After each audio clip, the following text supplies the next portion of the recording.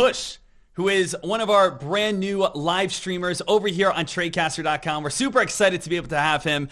And I wanted to open up this interview to really get to know Kush a lot better, because I know a lot of you guys probably log in on Tradecaster and you saw his lobbies, the stock Don. But we want to be able to have our members be able to know who you are, be able to learn more about your trading strategy, what you like, how you've been able to make money in the stock market, and really be able to open up. So, first things first, thank you for being on Tradecaster. It's just been absolutely fantastic having you. We've had a lot of compliments about you and your trading so far. So thank you for, of course, just being here. Awesome. I love being here. I love the community, and it's been a blast so far. Yeah. So how was your trading this morning? What were you guys looking at?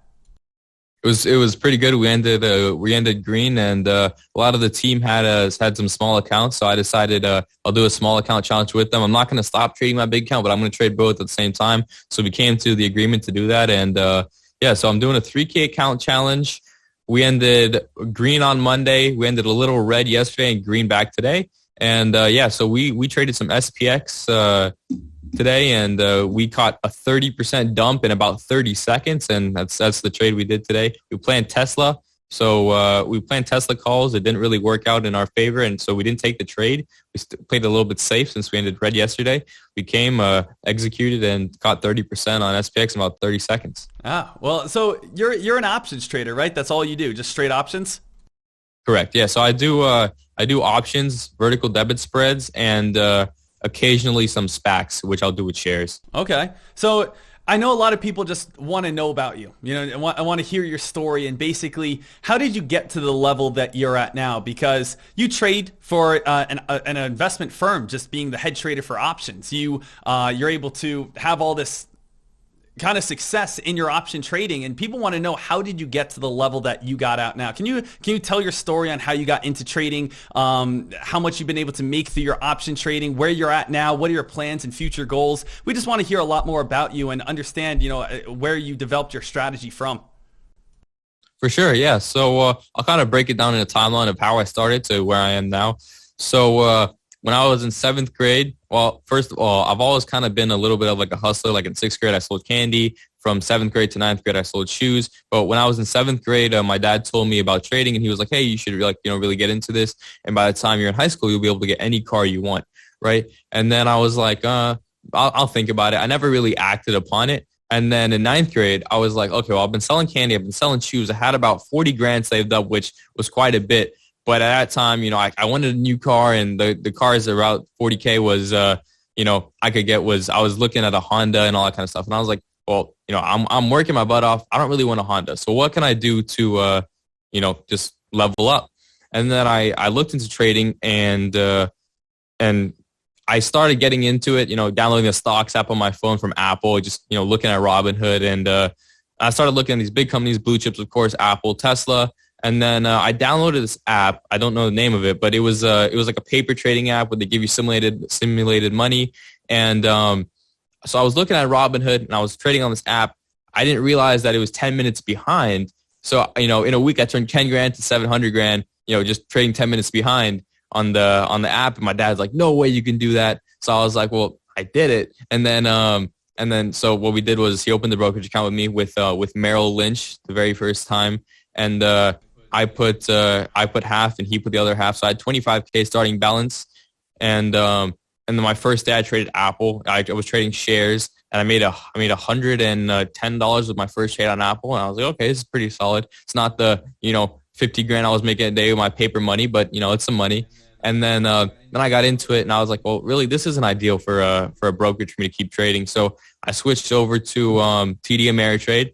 And I started watching your videos on YouTube. Of course, the first person that pops up was Ricky Gutierrez. So I kind of, took over what he started trading with those ETFs. I started trading DGAS, UGAS, SQs, TQs, TVIX, one of my favorite tickers of all time. And my neighbor, he was the founder of Cobalt Tools, and he sold the company for $300 million. And, he used to be a big trader, making $700,000 days. So, one of his favorite tickers was TVIX and Halliburton.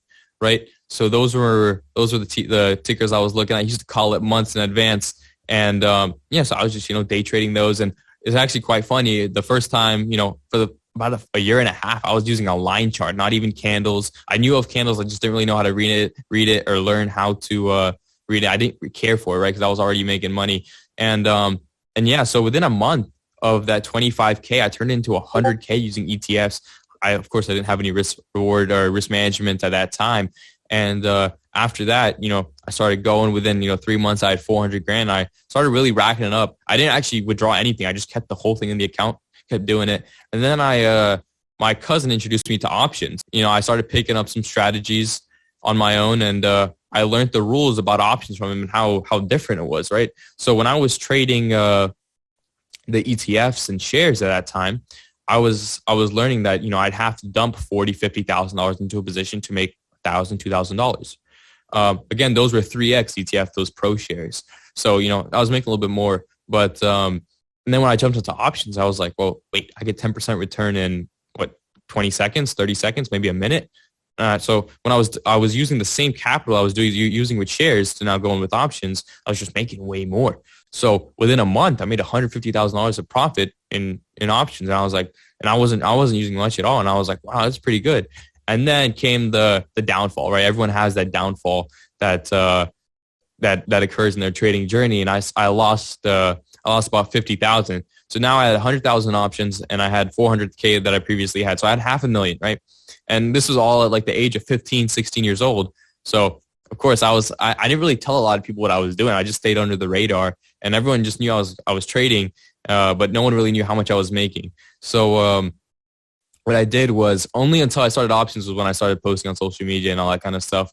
But after I learned that, I really took time to go invest in a course. And then that's when I bought Umar's after I lost that 50,000.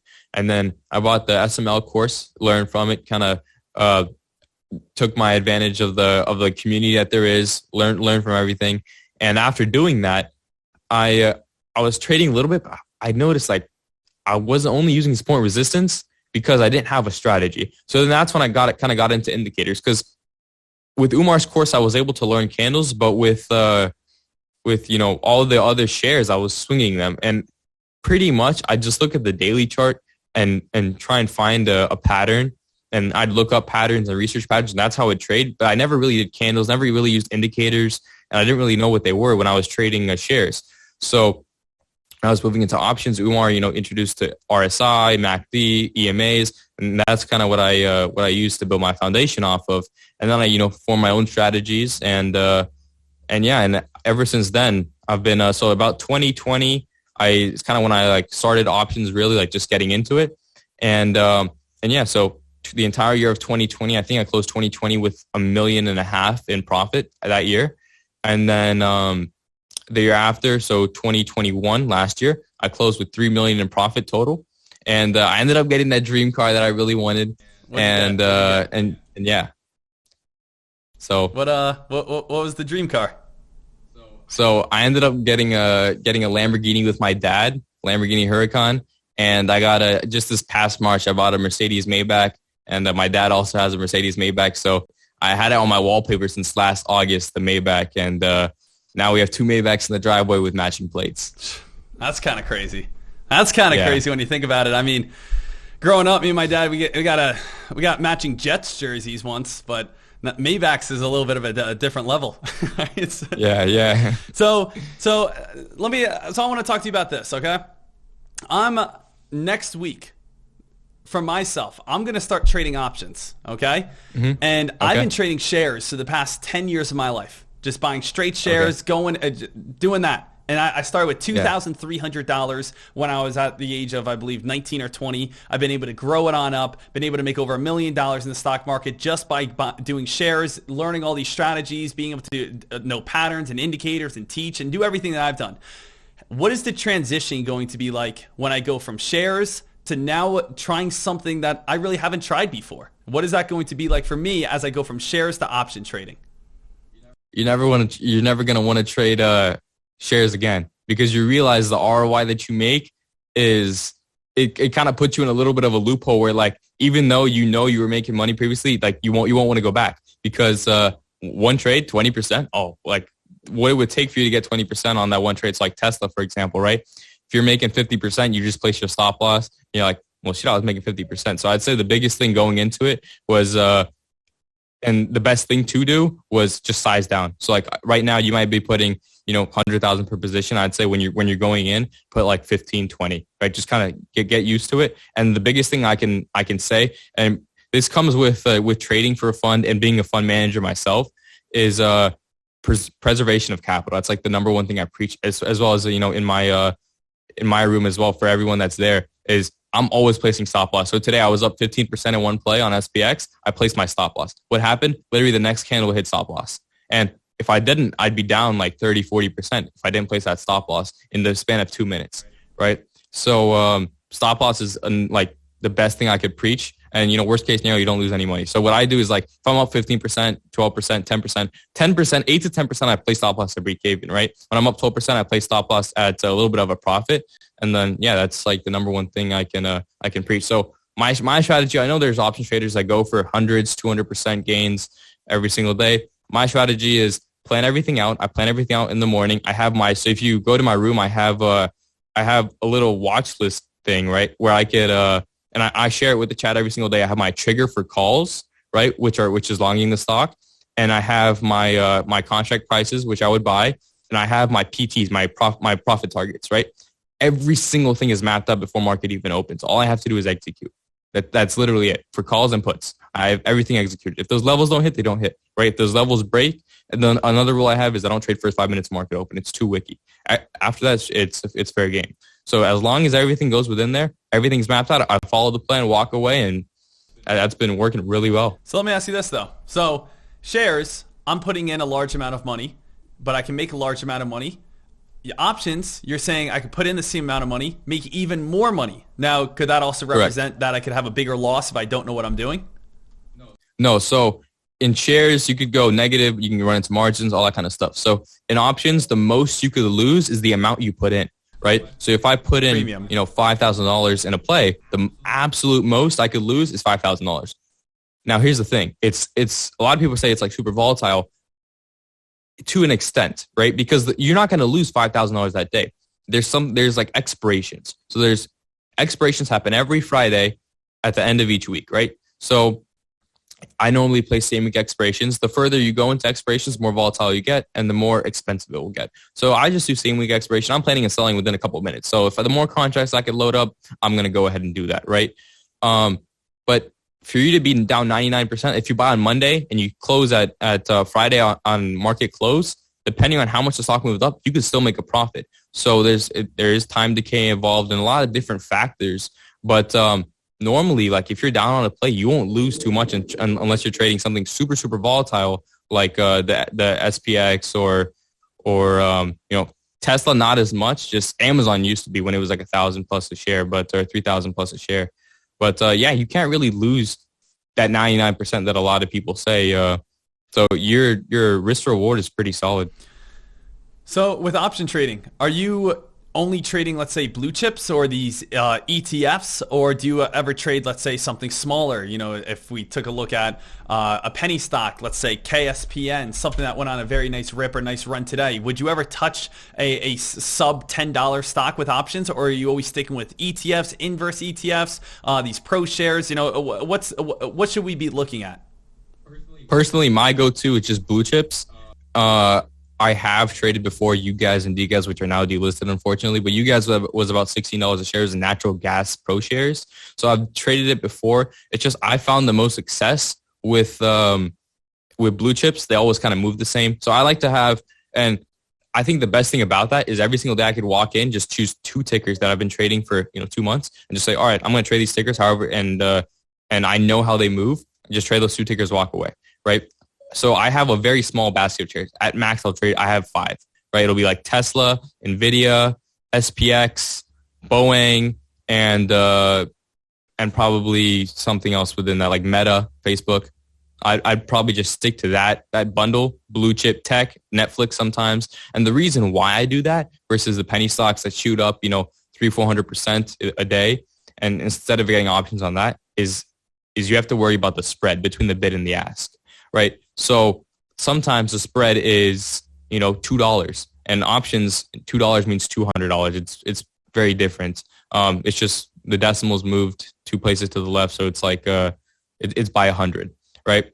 So the spread is very different. So if I'm in, right, I have to make sure that there's a buyer set up at my ask so they can sell it and I can sell. Otherwise, I can't cash out if the spread's too high, which is Shopify used to have that problem with options. So that's why I trade the blue chip, because I know they're very liquid. There's a lot of people buying it every single day. Okay, awesome. So every single day you essentially wake up and you already have like your 5 go-to stocks, and that's Exactly. that's a lot different than what I like to look for, because I'm always on the hunt for volatility. And a lot of times with penny stocks, it all comes down to what's the hottest press release every single day. The hottest press release every single morning is going to lead towards the stock that we're going to be trading. So every single day I wake up and it's a blank slate, and I say to myself, what stock Gotcha. is going to be the lowest float stock with the hottest credible press release? And that's usually the one we attack. That's usually the one that has the best gap up. That's usually one that has the most, or is the most liquid on the day. Where it's nice also with options where you seem like you can wake up and Tesla's going to be hot. So it's like, okay, don't need to try to find what's going to be the best play. I know Tesla's either going to go up or down. Nvidia or Exactly. Facebook or whatever. Like, these plays are always going to be hot stocks. And so you always kind of stick with your main 5. And what are those go-to 5 again? All right, yeah. So it's Boeing, Tesla, Nvidia, SPX, and Meta. Those are the 5 that I like to stick around. And of course, I'll go out and trade Netflix if there is, or AMD, or just tech in general is my go-to. It's what I made the most money with. It's what I know like the back of my hand. And a lot of them follow each other sometimes. A lot of them follow like the indexes, and they all have the same patterns. And I can try and catch multiple if they play out. Nice. So in your experience, being able to be this option trader and being here, what do you think is the number one issue that new option traders make? In stock trading, there seems like there's always issues and there's always problems, as in people either get greedy, they chase plays, they're holding the bag, they're holding and hoping, all these different things that new rookies make. Is there one thing that really stands out in options that you could say it seems like every single new trader does this before they start having success? I'd say struggle with consistency, and the reason why a lot of people struggle with consistency is because they'll see a massive gain, right? Everyone has a massive gain, whether you're an option trader or not. You've had massive gains, but when you get into the options, there's at least one play that you'll see hit 100%. And I say this and I laugh at it because it's kind of funny. The first day we were trading SPX last Friday, we had 100% gain. It was our very first trade on SPX, right? So it opened a lot of people's eyes to the gains you can have with options. But the only thing is, the biggest thing that I see people struggling with is holding their losers and not learning when to cut, because they're like, oh, it'll come back, but it never really comes back. And here's the thing. Here's my say on it is cut it. You can always re-enter, right? But taking that 40-50% loss will hurt your account regardless if you have risk reward or not. Taking that 40-50% loss is just not ideal. So my personal is 10-15% stop, and if it doesn't work out, cut it. You'll find another play that works out, or you could trade the same ticker just on a retest. So we kind of did that today as well. On that 15%, I was up 15% on SPX. I had a stop loss at break even. Didn't work out. I hit my stop. I came back, traded the exact same play, break of support, 30 seconds, caught 30%, called it a day. Isn't that crazy how the stock market works? It's so insane to think about that. And I talking to our traders a lot about this is, if you want to honestly be wealthy, and I'm sure you're going to agree with me on this, is if you want to be wealthy, you have to be an extremely hardworking person. But being an extremely hardworking person, I don't think cuts it. I think you have to be an extremely hardworking person in the correct field. You could be the hardest working lawnmower in the world, as in someone who goes in landscapes. You still may not be able to make millions of dollars doing that just because you don't have enough clients, or maybe there's only so many yards you can get to in a day. You could be the hardest working teacher every single day, and unfortunately, you're still underneath that teacher salary. You can be the hardest working person in stock trading, and your wins and your profits could be out of this world. It could be exponential, more than you ever believed, because there's no cap. There's no limit. We're not signing a dotted line. We're not, putting ourselves saying, hey, I'm going to put my time in, my work in, and only get, let's say, 20,000, 60,000, 70,000 a year. I'm going to put in work, and the more work I put in, I'm going to be able to make as much money as possible. And that's why I think stock trading, investing in options and shares and everything, shorting, all these amazing different strategies is just incredible, because there is no ceiling. And it either comes down to business, it comes down to stock trading, it comes down to real estate, where it does come down to, if you put in your work in these 3 fields, There is no cap in any sort of way that someone can set for you. And that's what I think is, what's so inspiring. And just also talking to you about it is that, when I speak to you and I listen to you, I already know you have that mindset. And I feel like traders and certain individuals have that success mindset where they're willing to put in work. You don't have to be the smartest person in the room, but you got to be able to outwork everyone in the room and know and have the smart to know, hey, it's going to be into the stock market. It's going to be in this field where I can capitalize the most. Definitely. Yeah. I mean, I'm a trader as well, but after I'm done trading, I run multiple other businesses. I have a flower company. I have a fund that I have to run. I have clothing companies. I have an NFT development company. I have a advertising agency. I have a whole bunch of stuff. So, I was trading allowed me to open doors to other fields. And the reason why is because now I had capital. Once you have capital, you're the king. The only thing is, how do you grow that capital? Of course, I can keep trading. But the only thing is, my main thing was building an empire. To me personally, my last name is the strongest thing in the entire world. My last name means more than my first name means more than anything to me because it's not only my dad's legacy, it's my legacy and the legacy that'll live on, right? So the Rockefellers, the Andrew Carnegie, like those names live on and they built empires, right? So the thing I had to do was, I had to start a business. And I'm very grateful and blessed that I had a dad that mentored me. I know a lot of people I don't, so I try and regurgitate what I'm taught, to other people. And I've learned a certain way of talking. I've learned a certain way of dress to impress. I've learned all the rules at such a young age that it's slingshotted me and helped me so much that it's crazy. Just the opportunity to be a fund manager, to run a fund is incredible. That's the epitome of stock trading, and I'm blessed and fortunate to be able to do that right now. But now is the time that it's grind time. You don't stop once you become a fund manager. You got to perform. Mm-hmm. So what are your future goals for, let's say, just your trading? Is there anything that you want to accomplish, or is it just, I just want to keep making money? Do you want to continue to, is there a certain amount, let's say, you trade with? Like when you get to, let's say you have $500,000 in your account, or you have $1 million in your account, is there ever too much money in your account where you take it back? How do you pay yourself as a stock trader? What do you like to do to be able to, have a living as a stock trading? I know you have your different streams of income, but is there a time that you take money out of your account for you to be able to have that money? So here's my go-to rule. So right now, like with one of the funds I'm trading for, I'm trading a $20 million account. So I kind of have to again, I can't pull other people's money out, like all that kind of stuff. But when I was doing my personal, is my rule is at the end of every month, right? And a lot of people, they do biweekly, they do weekly. Some people just don't even pull out. And that's the thing is it's not yours until it's out. And that's one of the biggest things is, and again, when I have a mass loss, so I have someone in my chat, and he has $1,000 account, and you know who he is. He's listening right now, and he made $680 in one day, right? For the first day of the 3K account challenge, he was doing with 1K. He made $680, right? Now the next day, it's best to take a break. I think the next day he traded paper, so that's the best thing. Is don't overtrade, don't give up your gains. DWAC was my biggest gain. I had 560,000 realized on that. And yeah, literally the next entire week I took off. Regardless if it was options or not, I traded shares on that. The next week I took off. The reason is you get into such an ego of a mindset where all right, I killed it yesterday, I'm going to come back, kill it today. And you oversize. That's the thing that I'd say for most people is when you have such a big gain, a lot of the people that build their accounts don't come from multiple losses. They come from multiple gains. Here's why I'll tell you is because when you have multiple wins, right, you'll win, and you start to get, your ego starts to build up and you'll oversize, right? So if you have $1,000 account, you're winning $200. After a week, you have, let's say, another 1,000. So now you have a $2,000 account. You're like, all right, well, I'm doing good. Now I can use $500 per play, $500. You take one loss. All right, now you're at $1,500, $500. You take another loss. Now you're at 1,000.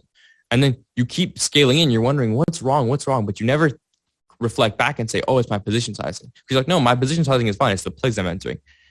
That is what most people get into is the position sizing and risk to reward. Mm-hmm. No, I like that a lot because I can tell you so many times in my trading career, there have been times that I have won and then I come out the next day firing way too hard, way too heavy because you kind of feel invincible. And Yeah. it happens as a human that you feel like that. And sometimes it may happen, let's say if you're an artist and let's say a song blows up, you feel like you're invincible, you feel like the absolute man, but then maybe your next song doesn't blow up and your next album's a flop and it just goes downhill from there because you put yourself in a mindset where it's, hey, I can do anything. I don't need to work as hard anymore. I can just throw money in and I'm expecting to make money. You still have to really stay toned with yourself. You have to really say to yourself, hey, you know what? I just made money because I did something right. Let me not get cocky over that, but let me stay confident on it. Let me make sure I'm still doing the same strategy and still being the same trader. Do you ever find yourself struggling with emotions, or have you kind of locked in where you say, hey, if I have a big win, I take the next day or two off and I say, hey, I'm going to come back next. But do you ever find yourself when you're losing that you ever have doubted yourself? Have you ever found that you get yourself in, let's say, a losing streak where you're just saying, man, why is nothing working out in my favor? Have you ever experienced anything like that? How were you able to overcome that? Yeah, so I did this a little bit yesterday, and that's a great question. So how I'm able to overcome that is my mental game is, when again, this is building it, after 3-4 years, because as a straight up average normal person, right? You're taught by school, by the economy that listen, don't take risks. Money's like, save your money. When you're a trader, all those rules and fundamentals go out the window. You're taking a risk every single trade. You're not thinking, oh, should I have saved this money instead of losing it? That's not even a thought, right? So you're doing the opposite. Now, I was it's very good that I learned to trade at a young age, because those principles weren't fully developed yet. I didn't have bills. I didn't have to pay for stuff. So for me to transition was very, very easy, right? I wasn't working a job. So for me to transition was, again, like I said, easy. Now, when taking a loss, my mental's so strong that now I don't place hard stops when I enter. 10, 15%, I know, all right, get out, right? I'll just click the button. The reason why I don't place hard stops is because sometimes it wicks from 10% and goes all the way back up. And 10% is a very even number. So if like 10 to 15%, I like to have that range. I like to, I did this the other day last week, was I just recently learned, and I'm learning every day as a trader, even though I'm decently developed, is I have to learn to ride the 9 EMA on the 1 minute when I'm in trades, right? So last week I was down, I think 13%. I rode the 9 EMA, ended the trade up with, I think, 15%. And that's, one of the things I was learning. So that's why I don't place hard stops. But yesterday, what happened was, it was, I think, our first day or second day trading. I think it was our second day trading SPX. I don't normally trade SPX. It's not considered a blue chip to me, but I just started learning it because of how volatile it is and how to catch the upside of it. But I started trading SPX, and we started off a little shaky, right? And loss, and then market was going up. SPX didn't follow, hit stop loss. And I was wondering, I was like, why is nothing working? We took one gain on SPX. We hit stop loss on Tesla, and then we took a 20% gain. And then after that, just loss after loss. And I even said, all right, this is my last trade of the day. I don't care what happens in my last trade. Hit stop loss. I said, all right, guys, have a good one. Turn the stream off. And that's the best thing, is just walk away. Like, sometimes you just need to reset. And then I just went to the gym, just got it off my mind. But knowing when to stop is probably the biggest thing, because I had a problem for a while where I overtraded, right? Like today, there was a play on SPX where I said, all right, I know the interview's at 11. I'm not going to take the interview. I'm not going to take the trade because I have to go to the interview. And the trade ended up working out. But having that mental, like where you can stop it when you say, I want to stop, having that mental strength is just so powerful. And, it just comes with practice. You have to learn it over time. Mm-hmm. There were a few things, I really enjoyed, like what you said right there. One of the coolest things I think that you said was just starting off with just taking risk and being willing to take risk. I think there's so many people nowadays, especially that are your age or my age. I'm 28. I know. How old are you? I'm 18. I just turned 18 in March. Okay, I see. So like super young, 18. That people aren't willing to take risks because they're scared they're going to lose. I mean, guys, when I was 18 years old, I'll be honest, I probably had maybe $1,000 in my bank account anyway. There wasn't like much that I even could lose. But still, even with having such a little amount in, I was still nervous of taking any sort of risk or taking any sort of change. It's like when you're near that bottom area, what are you what do you not do? Like, why are you not putting yourself out there? Why wouldn't you take any sort of risk? Oh, because you don't want to lose again $1,000, $2,000, $3,000. In the grand scheme of life, $2,000 is not a lot. Now, yes, you could definitely have hard financial times, and $2,000 goes a long way. I'm not trying to say that, but I'm saying as an 18, 19, 20, young 30s, why are you not taking risks? Why are you not putting yourself out there? Why are you not trying to become someone? Because you know what? You have all your 50s, your 60s, your 70s to play it safe. The reason why I trade so crazy as I do sometimes and take again, risks is because I want to be rewarded, and I never want to lose. But the last thing is, if I ever did take a loss, it's not going to ruin my life. I'm 28 years old. I know I have so much coming on up. I'm going to sometimes make an investment, maybe in that real estate property, or maybe in that NFT, or maybe in a certain stock, and maybe it doesn't turn out the way I wanted to. But because I have that mindset, I am going to get the one that does turn into something. And maybe I have one bad property, but I have one property that outperforms triple. And maybe that one NFT does outperform quadruple. And maybe this one stock made up any sort of loss that I had in the past because I have that mindset that I'm willing to make some sort of risk. So many people get so scared that they're going to learn to lose the little bit that they have that it's ridiculous that they aren't ever going to be able to grow because they just want to stay safe. They just want to stay comfortable. And that's where I feel like you take some of the biggest losses. So I thought that was an absolute, excellent point right there. And I thought, an excellent point that you brought up as well is being willing to walk away. I feel like stock traders, entrepreneurs, investors, anyone in real estate, anything along those lines, we are competitive. We have that competitive mindset where we just do not like to lose, and we hate losing. I personally don't accept losing. I hate it. It doesn't matter if I was back in high school.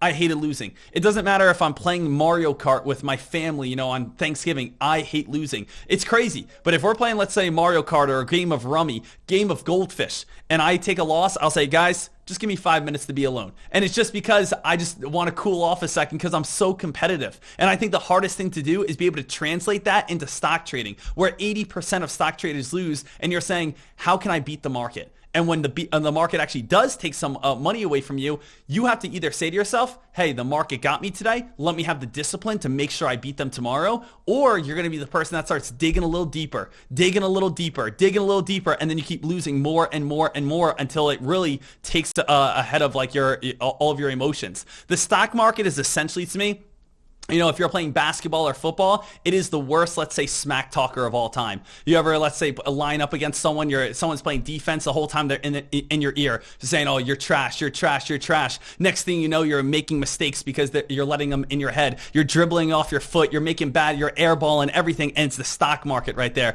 You're trash, you're trash, you're trash. You have to somehow be able to have that mental block. Either get that big trade and shut it up. Make sure, again, you just keep them quiet, because the moment you let them in your head is the moment that, again, you start throwing all your skills out the window and all you do is being a gambler. So, that's what I think is extremely important, being able to find that balance between being confident, not cocky, and find that balance of being not fearful, but disciplined. Those are, again, in my eyes, two completely different things.